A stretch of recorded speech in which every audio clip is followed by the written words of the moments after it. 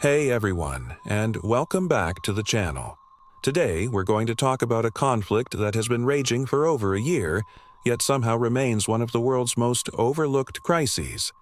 This is the story of the war in Sudan, a battle that has displaced more people than any other conflict on the planet right now, creating a humanitarian catastrophe of epic proportions. So, how did we get here, and why isn't the world paying more attention? Let's break it down. To understand what's happening today, we need to rewind to 2019.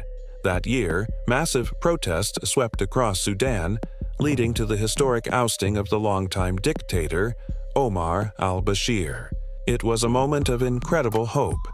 A transitional government, a mix of civilian leaders and military figures, was formed. The goal was to steer Sudan towards democracy. But this partnership was fragile from the start. The two most powerful men in that military structure were General Abdel Fattah al-Burhan, the head of the Sudanese Armed Forces, or SAF, and his deputy, Mohammed Hamdan Dagalo, better known as Hemedti, the leader of a powerful paramilitary group called the Rapid Support Forces, or RSF. For a while, they worked together. They even jointly led a military coup in 2021 that sidelined the civilian leaders, tightening their own grip on power.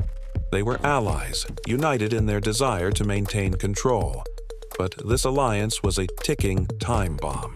Both men had immense ambition and commanded massive, heavily armed forces. The core of their dispute revolved around a simple question: who would truly be in charge? A plan was on the table to integrate the RSF into the regular national army.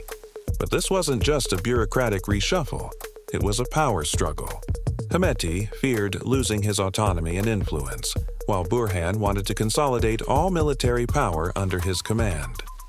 The tension built for months until on April 15, 2023, it exploded. Fighting erupted in the capital, Khartoum. The city, home to millions, became a war zone overnight.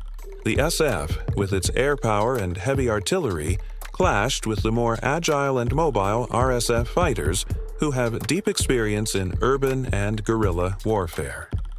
The battle for control of the capital was brutal, turning neighborhoods into ruins and forcing millions to flee with nothing but the clothes on their backs.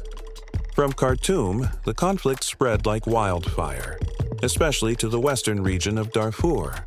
This area has a tragic history of its own, having suffered a genocidal campaign in the early 2000s. The RSF has its origins in the very Janjaweed militias that carried out those atrocities. Now, with the new conflict, old wounds have been ripped open. Reports from human rights organizations and the UN describe a horrifying campaign of ethnically targeted violence, particularly against the Masalit community. Entire towns have been looted and burned. There are credible accounts of mass killings, sexual violence used as a weapon of war, and the systematic destruction of communities. The echoes of the past genocide are chillingly present. This isn't just a simple two-sided war, it's a complex web of interests. Both sides have powerful backers. General Burhan's SAF has reportedly received support from Egypt and others who favor a traditional military structure. Hemedti's RSF, on the other hand, controls many of Sudan's gold mines and has allegedly used that wealth to secure weapons and forge alliances, including reported ties with the Russian Wagner Group and support from the UAE. This international dimension fuels the conflict, making a peaceful resolution incredibly difficult. Foreign powers are essentially fighting a proxy war, with the Sudanese people caught in the crossfire. So, why do we call it a secret or forgotten war? Well, part of it is location.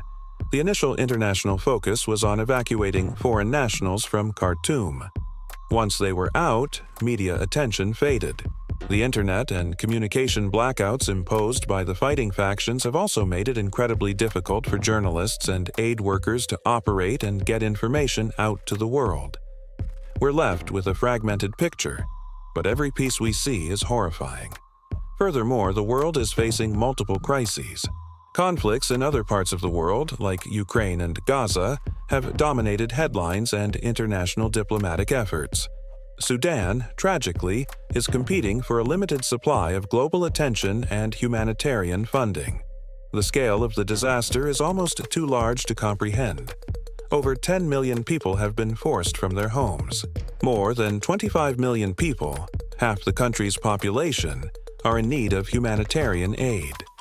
The UN has warned that Sudan is on the brink of the world's largest hunger crisis, with famine looming for millions. The humanitarian response is being catastrophically hampered.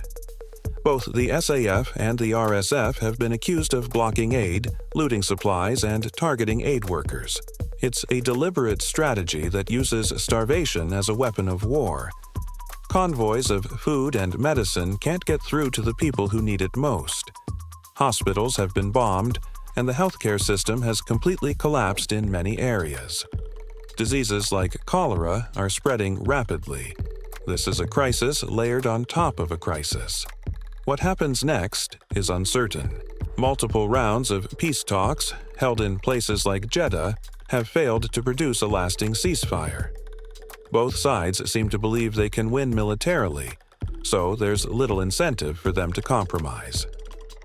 The dream of a democratic Sudan, which felt so close in 2019, now seems more distant than ever. The country is fracturing, and the suffering of its people is immeasurable. This is more than just a distant conflict. It's a test of our collective humanity. The people of Sudan feel abandoned, and it's hard to blame them. We need to raise our voices, share these stories, and pressure our governments to prioritize diplomacy and humanitarian aid for Sudan. We can't let this war continue in the shadows. Thank you so much for watching and for taking the time to learn about this critical issue. If you found this video informative, please give it a like and consider subscribing to the channel for more deep dives into world events. Sharing this video is one of the most powerful things you can do to help break the silence. Stay informed and stay engaged. See you in the next one.